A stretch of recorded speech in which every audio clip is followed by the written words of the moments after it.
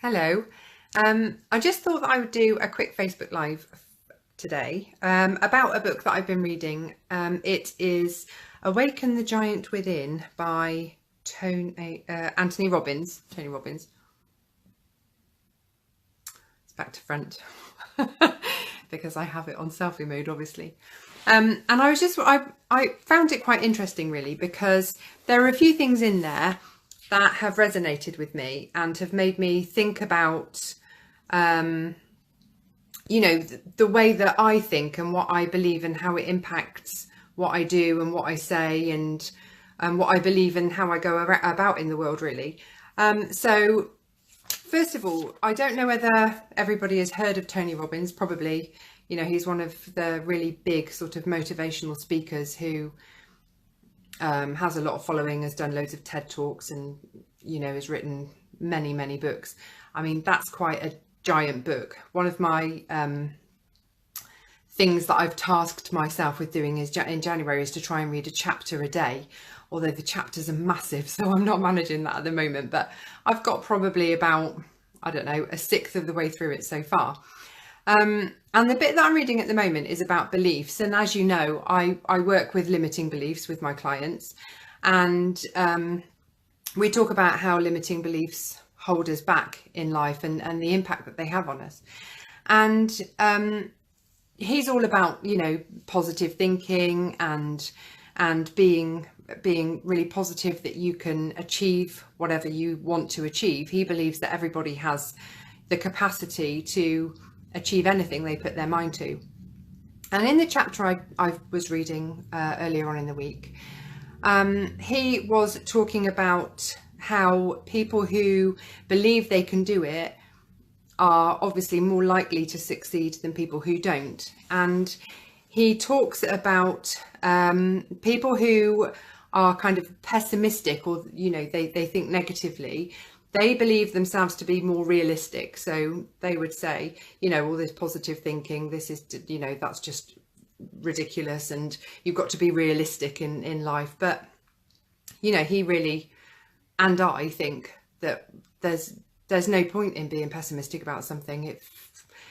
If something isn't going to work out, then it isn't going to work out. And if you've been anticipating that and feeling negative about it for all that time, you've also done yourself out of that feeling of anticipation, that excited anticipation. The outcome is the same anyway. If it's not going to work out, it's not going to work out. But at least you've had the pleasure of having the anticipation, the excitement of it happening. Whereas if you're negative about stuff, what is there to gain out of that? What's fun about imagining that thing is not going to work out, or that it's going to go badly?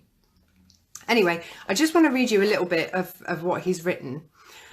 So he says, he's talked about limiting beliefs. He says, people so often develop limiting beliefs about who they are and what they are capable of. Because they haven't succeeded in the past, they believe they won't be able to succeed in the future. As a result, out of that fear of pain, they begin to constantly focus on being realistic. And I was talking to someone on Twitter this week, because I follow lots of single people on Twitter and see what happens in their relationships. And someone on there was saying that they're going to give up. They're going to take themselves off all the dating apps. They're going to give up. They're never going to find anybody.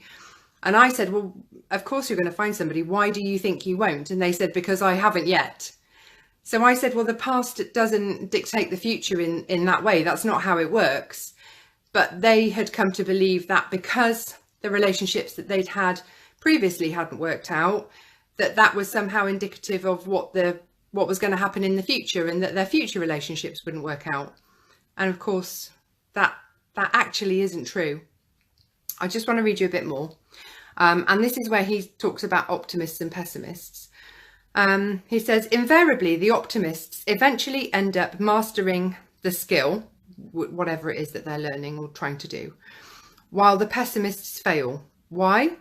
Because optimists are those who, despite having no references for success or even references of failure, manage to ignore those references, leaving unassembled. Oh, sorry, that bit's, don't worry about that way. Optimists produce faith references, summoning forth their imagination to picture themselves doing something different next time and succeeding. The reason success eludes most people is that they have insufficient references of succeeding in the past. But an optimist operates with beliefs, such as the past doesn't equal the future. If you develop the absolute sense of certainty that powerful beliefs provide, then you can get yourself to accomplish virtually anything, including those things that other people are certain are impossible. So I then wondered if he was saying that basically belief equals optimism, which equals success. So if you have belief, then you're going to be optimistic about something and then you're going to succeed in it, which again is another reason why positive thinking is better than negative thinking, and that optimism is better than pessimism. And it started me thinking then about what we actually believe in terms of our belief systems. So perhaps you believe in God, or perhaps you believe in something else. And I believe in, the universal law, the law of attraction. I believe that if we put something out into the world, if we believe that it's going to happen, then it does happen, and that we succeed in that eventually, and that everything happens at the right time. And I believe in fate and all of that stuff.